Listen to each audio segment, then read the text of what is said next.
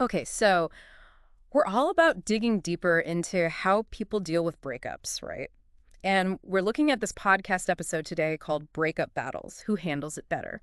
And just that title Oh, alone, yeah. yeah, makes you think, huh, it sounds like they're setting up this whole boys against girls thing, Oh, for sure. which we know gets kind of messy, with all the assumptions and Oh, stereotypes. absolutely. Tons of baggage there. And what really gets me is how we always seem to fall into these gendered debates, Yeah. especially when we talk about feelings. Mm-hmm. This podcast just dives right in, Mm-hmm. asking straight up who handles breakups better. It almost makes you wonder if we're even asking the right question here. Right. Like we're assuming there has to be a winner and a loser Yeah. when it comes to heartbreak, which already feels kind of icky oversimplifying things. Yeah, exactly. Mm, You can't really measure heartbreak like that. exactly. So the podcast starts with like the case for boys, saying that maybe guys seem like they're doing okay Uh-huh. because they just kind of shove those feelings down and try to forget about them. Right, like classic guy stuff. Yeah. Hit the gym, bury themselves in work, distract, distract, distract. Classic man up stuff, exactly. Right. But the podcast makes you think, though, is that really healthy in the long run? Right. Or is it just putting off dealing with those emotions? What happens when all that bottled up stuff finally explodes? It's such a good point. Like trying to hold a beach ball underwater, Eventually comes through. it's gonna pop up, and Right. probably with a lot more force. And the podcast even mentions the stereotype that guys aren't as emotionally invested early on in relationships, Hmm. which, okay, maybe sometimes that means less heartache when it ends. Yeah. But is that always true?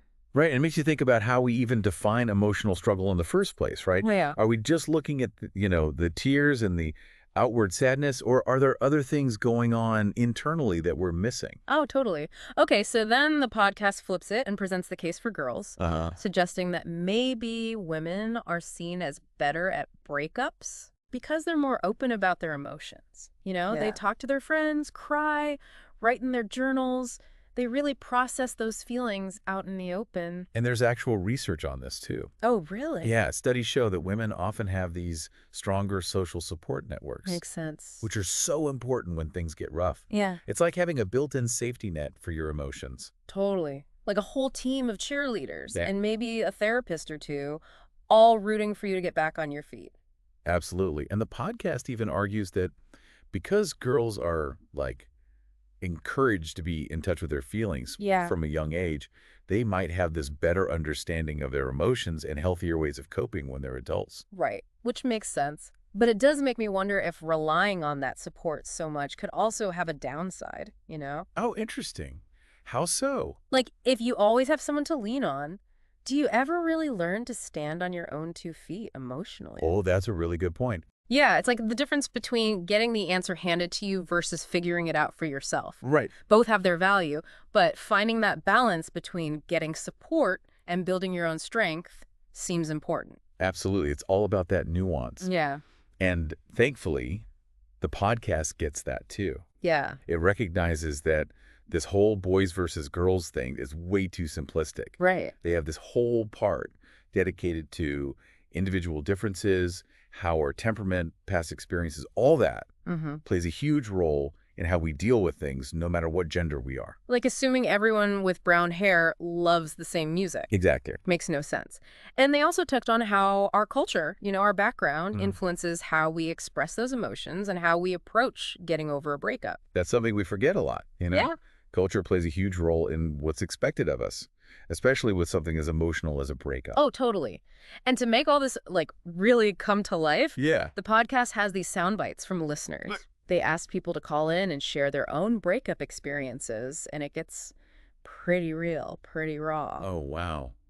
Those personal stories can be so powerful Yeah. because they remind us that behind all the research and the big ideas, there are actual people dealing with this stuff. And their stories don't always fit neatly into those boxes we try to put them in. Right. Exactly. So the first soundbite they play is from a guy, Okay. and he's talking about how he was completely blindsided by how deeply he felt everything. Hmm. He thought he'd just brush it off, but it hit him way harder than he expected. That makes me think about what we were saying earlier about men maybe delaying their emotional processing. Yeah. On the surface, he might have seemed fine, but underneath, a lot going on. There was a whole lot going on. It's a good reminder that we can't judge someone's experience just by how they look on the outside. Oh, for sure. Then they play another soundbite, this time from a woman, Okay. and she talks about how talking to her friends was what really helped her through it. Hmm. Opening up to her support system made a huge difference, Yeah. helping her process everything and eventually come out stronger.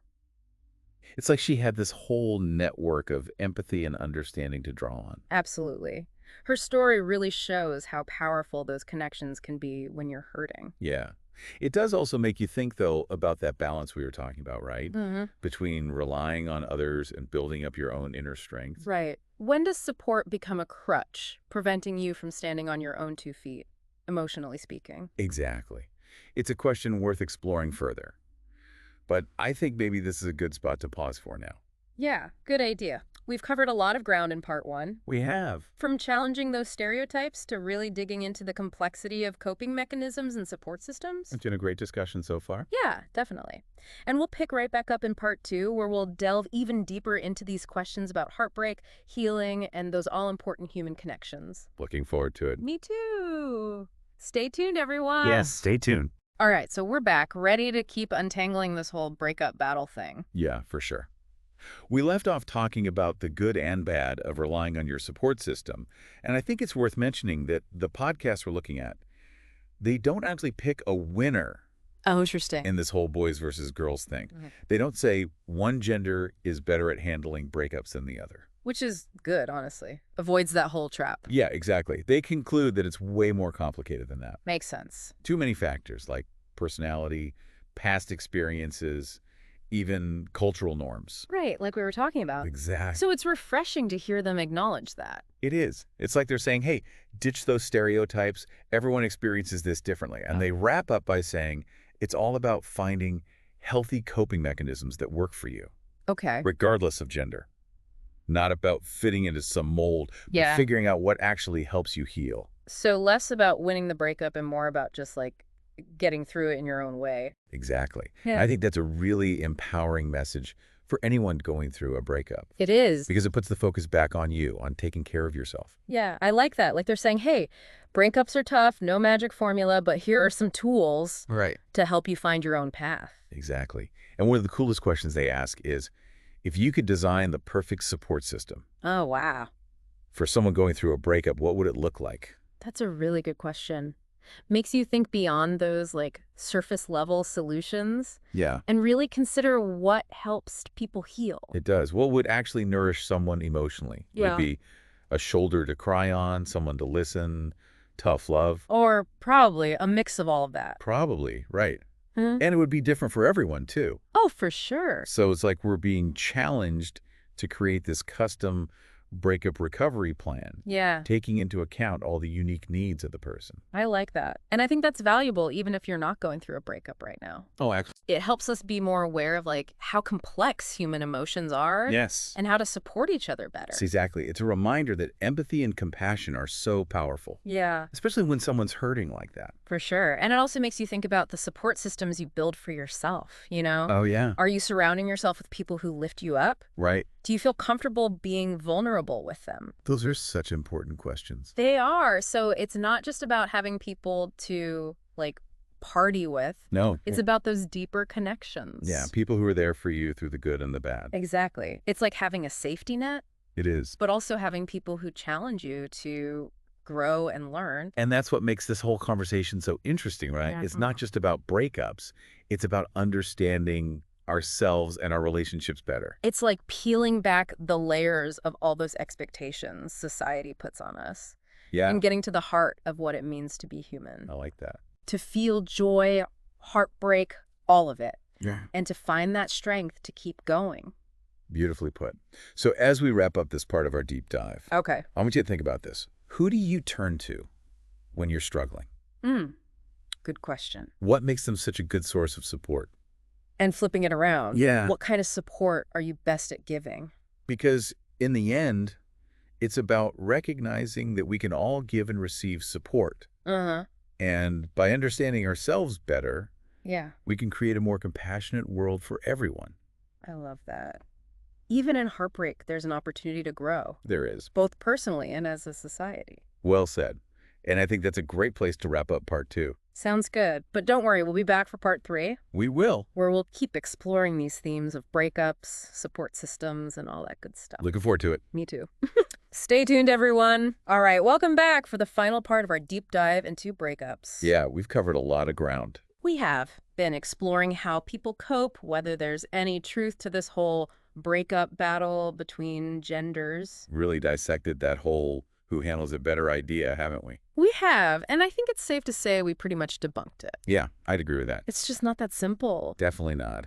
We've seen that there's no one answer, no clear winner or loser when it comes to heartbreak. It's not about boys versus girls. No. It's about individual differences, coping mechanisms, and those support systems we create. And for me, one of the biggest takeaways from all of this is how important it is to move beyond those gender stereotypes. For sure. Instead of getting caught up in who's better at handling heartbreak, Yeah, maybe the question should be, how can we all do it better? I like that. How can we support ourselves and each other through these tough times in a way that really works for each person? That's a great way to put it. It shifts the focus from competition to actually being there for each other. Exactly. Yeah. Because let's face it, heartbreak is something we all go through at some point.